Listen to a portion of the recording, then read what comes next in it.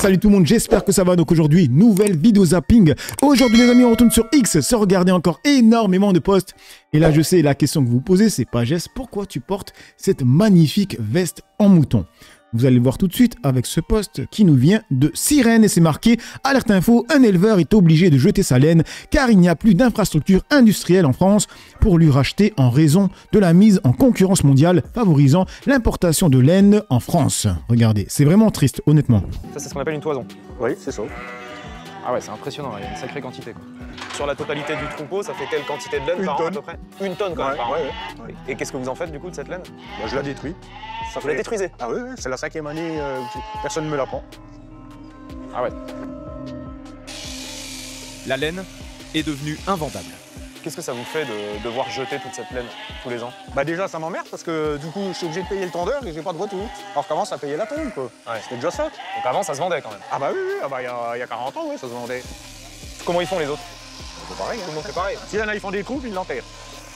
Est-ce que vous réalisez de la dinguerie qu'il a dit? Surtout c'est triste. Il y en a qui font des trous et qui les enterrent. De la laine de qualité française les mecs. De nos jours, quand on va dans les boutiques, en fait ça n'existe même plus les vêtements qui ont été faits avec des produits français. Non, maintenant, il y a du synthétique qui vient d'ailleurs. La veste que j'ai là, elle est magnifique. Je l'ai achetée sur Vinted. Parce que des produits d'époque comme ça, t'en trouves plus en boutique. Quand j'étais petit, je me rappelle que quand j'allais en ville, en vitrine, il y avait énormément de vestes comme ça, tu vois. Maintenant, même les grandes marques, elles utilisent des produits synthétiques. Et là, le mec, il est en train de te dire qu'il y a des agriculteurs qui enterrent de la matière première de qualité, les amis. C'est une dinguerie. On les produit, on les fabrique et puis ça sert à rien, on les donne. Mais regardez ma veste, elle est magnifique, elle est lourde, elle est chaude. Franchement, les mecs, elle va durer dans le temps. Elle va durer dans le temps. Laisse, bref. De jeter des matières premières, ça casse un peu le moral, franchement. Il y a 7 millions de moutons en France. La plupart sont tondus tous les ans. Des milliers de tonnes de matières premières partent donc au rebut. C'est de la bonne laine, ça. Oui, j'ai de la fibre qui est très très fine. Et c'est quand même une longueur assez correcte pour pouvoir le filer. On peut faire de belles bobines. Ça pourrait faire des vêtements, quoi. Oui, ça fait vraiment de la belle fibre. Ouais, on voit. Hein. C'est vraiment un gâchis de jeter ça, quoi. Et puis même au toucher, c'est doux, quoi. Ça fait pas du synthétique. C'est vraiment de la laine de qualité. Il n'y a plus de filières industrielles en France pour collecter, laver et valoriser toute cette laine. Pour le moment, cet éleveur stocke tout dans ses grands sacs. Si ça intéresse quelqu'un, il est prêt à tout donner. Pour faire des pulls ou de l'isolant pour les maisons, par exemple. Et du coup, la laine qui est utilisée pour faire les pulls ou les habits qu'on continue à porter aujourd'hui, elle vient d'où si elle vient pas d'ici, si vous la détruisez? Bah, elle vient d'Australie. Hein. Eux, c'est les spécialistes du mouton à laine. Ils font des moutons juste pour ça. Et donc on importe de la laine de l'autre bout du monde, Voilà, c'est alors ça. qu'on détruit celle qui est chez nous. Ouais, c'est ça. On marche sur la tête, quoi. Du coup, on passe sur le post de Jason Byrne qui a marqué, je sais pas comment l'expliquer, mais on dirait un yaourt nature qui parle. C'est une réussite aujourd'hui? Ouais, c'est une belle première fête du sport, une belle première édition. On va s'inscrire dans la durée parce que ce qu'il faut, c'est que cette fête du sport, elle devienne l'équivalent de la fête de la musique. C'était une journée pour célébrer le sport, ses valeurs, nos athlètes, pour célébrer aussi le fait que le sport nous rassemble. Je pense que c'est un message très important. Et à ce titre-là, vraiment, il mérite d'être soutenu.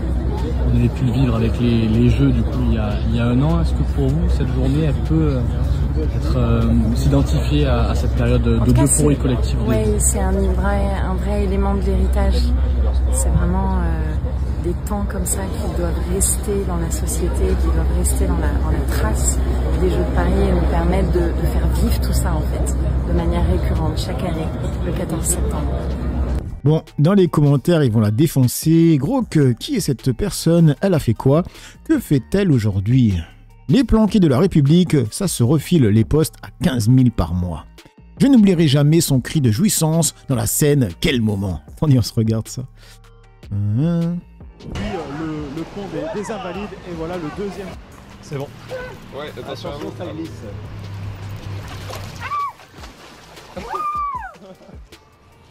J'y suis, Alexis. Allez. Loin.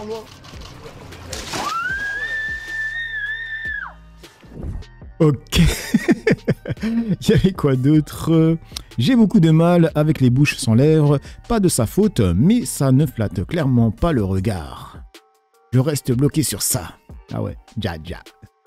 Et on enchaîne avec ce post d'infâme qui a marqué « Ce 11 septembre, Mila a partagé une fausse dick pic de moi, même sous un tweet de Damien Rieu. J'ai lancé aujourd'hui la procédure judiciaire à son encontre et j'espère que tout le monde se rendra compte de la gravité de cet acte, elle la première. » Il y a les vidéos qu'on a envie de faire et il y a les vidéos sur Mila, l'influenceuse d'extrême droite, qui fait des fausses dick pics sur vous qui font 150 000 vues. À l'heure où vous voyez ça, j'ai attendu un petit peu pour répondre, j'ai laissé tous les racistes de Twitter parler de mon énorme fausse bite. Dommage, elle est bien plus grande que la vraie. Le constat par huissier a été fait, l'avocat a été payé et la plainte a été déposée. Ne t'inquiète pas, ça va bien se passer.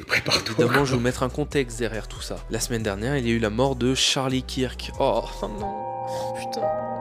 Oh, trop chiant. Du coup, j'en ai profité pour vanner 2-3 personnes, peut-être d'extrême droite sur Twitter, qui ont été très tristes de sa mort. Ces vannes ont pris pas mal d'ampleur, non pas pour me déplaire. Notamment Damien Rieu, qui a partagé un screen de mes tweets en pleurnichant. Et sous ce post, le lendemain, le soir, Mila a posté une photo d'un message où je supplie une femme qui s'appelle Samira de la toucher, de la voir car je l'aime. Dans leur tête, en fait, c'est humiliant parce que c'est une femme arabe. Faut que vous compreniez comment ça marche l'extrême droite. Je dois vous mettre le contexte. Et en deuxième screen, une photo de moi avec la queue à l'air. Intéressant, n'est-il pas? Le haut de la photo me disait quelque chose quand même.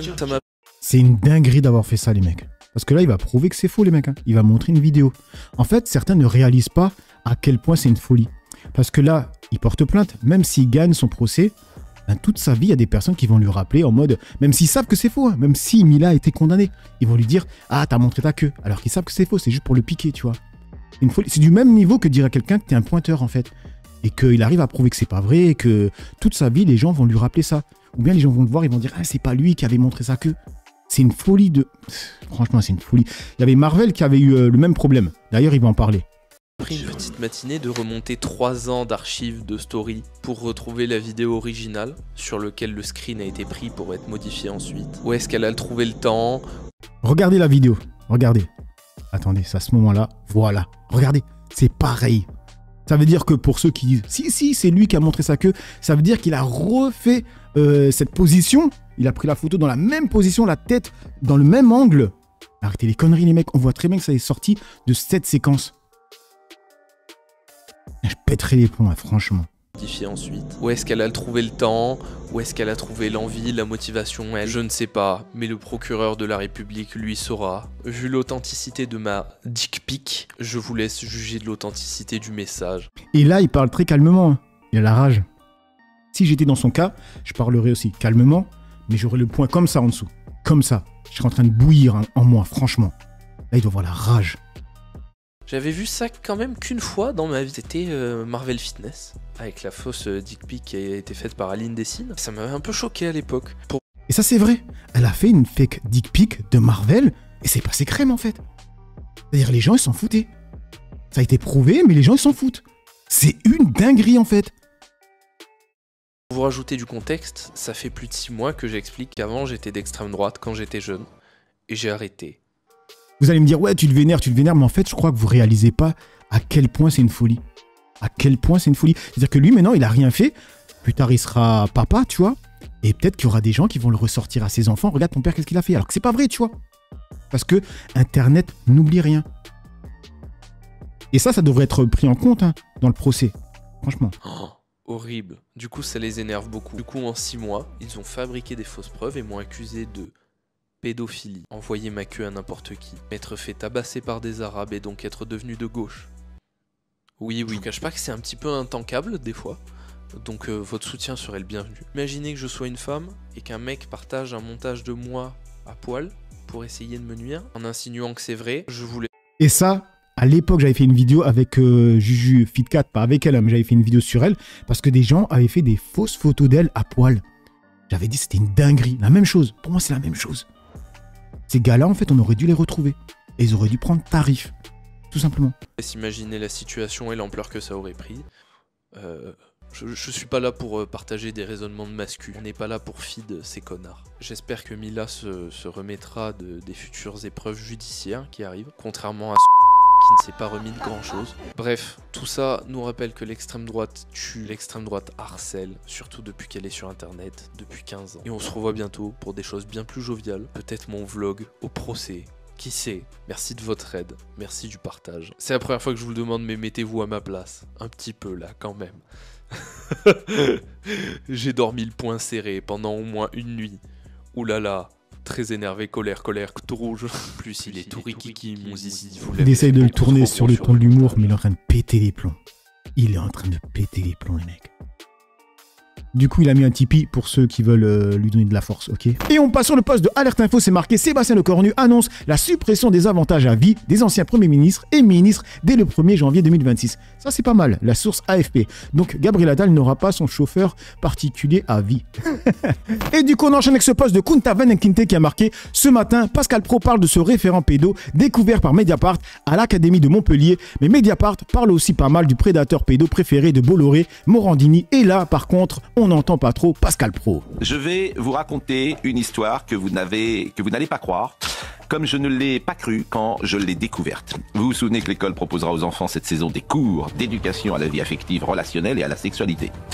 Eh bien, figurez-vous que l'Académie de Montpellier avait recruté un référent pour la Lozère, référent condamné pour pédo, ancien directeur d'école épinglé pour détention d'images pédo. Depuis, ce monsieur était conseiller pédagogique, ce qui en dit long sur l'éducation nationale, incapable de faire le ménage dans ses rangs.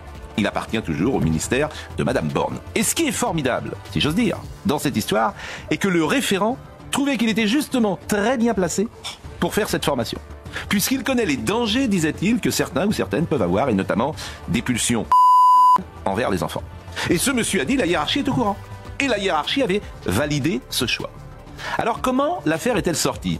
Il se trouve que c'est le site d'information Mediapart qui a révélé ce scandale. Et depuis, le rectorat a suspendu le référent de ses fonctions. Ces cours d'éducation sexuelle posent déjà problème. Sophie Audugé, qui est déléguée générale de SOS Éducation, a tiré la sonnette d'alarme. Les enfants sont des proies, ça demande donc des contrôles, une vérification des casiers judiciaires. Manifestement, dans l'Académie de Montpellier, c'est l'amateurisme qui domine, ce n'était pas le cas, on ne vérifiait pas.